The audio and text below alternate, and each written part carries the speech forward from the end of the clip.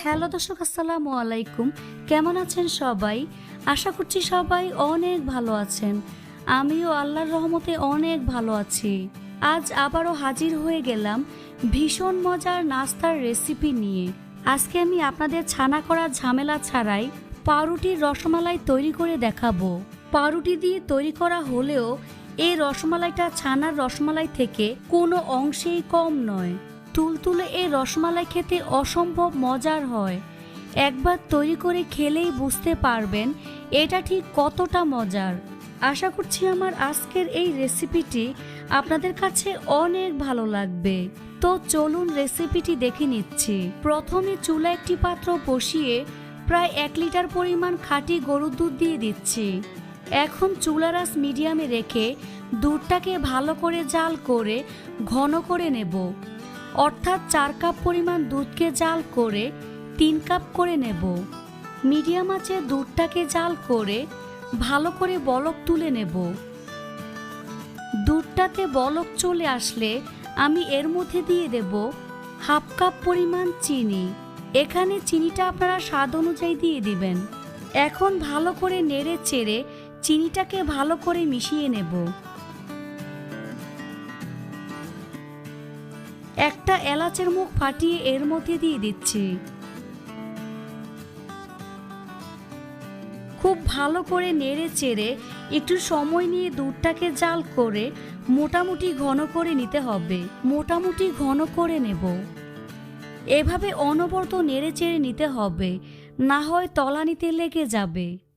এখানে আমি 1 টেবিল চামচ পরিমাণ দুধের মধ্যে কিছুটা জাফরান ভিজিয়ে রেখেছিলাম, তা এর মধ্যে দিয়ে দিচ্ছি।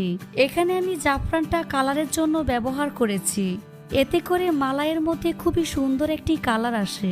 আপনাদের হাতের কাছে জাফরান না থাকলে না দিলেও চলবে। দুধটাকে আমি বেশ কিছুক্ষণ জাল করে নিয়েছি। অর্থাৎ 4 কাপ পরিমাণ দুধকে জাল করে 3 কাপ করে নিয়েছি। এখন আমি এর মধ্যে 1/3 কাপ পরিমাণ কনডেন্স মিল্ক দিয়ে দিচ্ছি। এখানে আমি আমার টেস্ট অনুযায়ী মিষ্টির পরিমাণটা দিয়েছি। আপনারা আপনাদের টেস্ট অনুযায়ী মিষ্টির পরিমাণটা বাড়িয়ে কমিয়ে দিবেন। কনডেন্স মিল্ক দেওয়ার পর দুধটার সাথে ভালো করে নেড়ে চেড়ে মিশিয়ে নিতে হবে আর অনবরত নেড়ে চেড়ে দিতে হবে। আপনারা চাইলে এই পর্যায়ে 1 টেবিল চামচ পরিমাণ গুঁড়া দুধ দিতে পারেন। এভাবে অনবরত নেড়ে চেড়ে আরও 6 থেকে 7 মিনিটের মতো জাল করে নেব।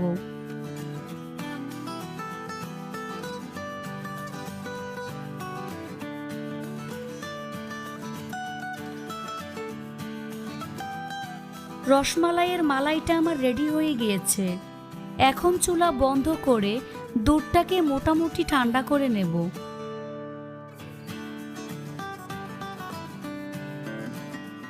এখানে আমি বেশ কিছুটা পাউরুটি নিয়েছি।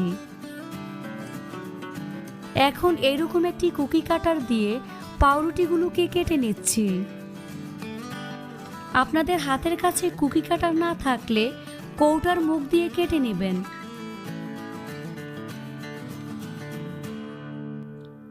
বাকি সবগুলো পাউরুটি আমি একইভাবে কেটে নেব।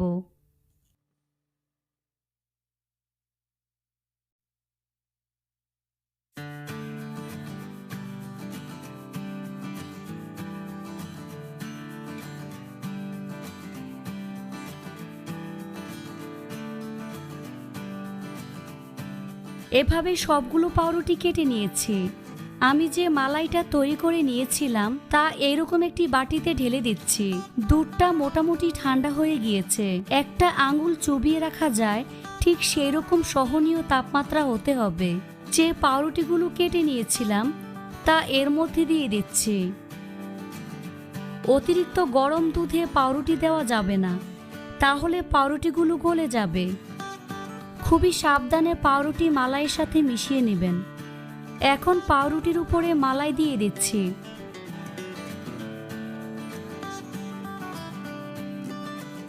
তারপর এই বাটিটাকে ফ্রিজের নরমাল চেম্বারে কয়েক ঘন্টার জন্য রেখে দেব। এতে করে রসমালাইটা ঠান্ডা হয়ে যাবে এবং ভেঙে যাওয়ার ভয় থাকবে না।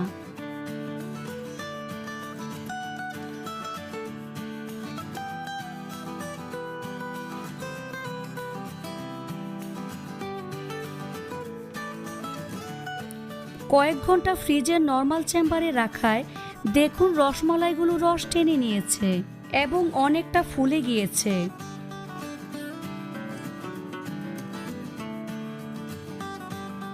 এখন অন্য একটি নাস্তার প্লেটে নিয়ে আপনাদের দেখিয়ে দিচ্ছি।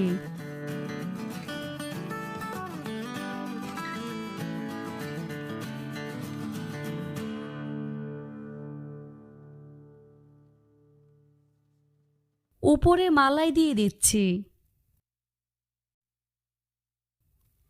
এখন রসমালাইটা কেটে আপনাদের একটু দেখিয়ে দিচ্ছি। দেখুন এই রসমালাইটা কতটা সফট এবং তুলতুলে হয়েছে। বাসায় এভাবে অবশ্যই তৈরি করে দেখবেন আর আমাকে কমেন্ট করে জানাবেন কেমন হয়েছে। আজ এখানে বিদায় নিচ্ছি। সবাই অনেক ভালো থাকবেন। আল্লাহ হাফেজ।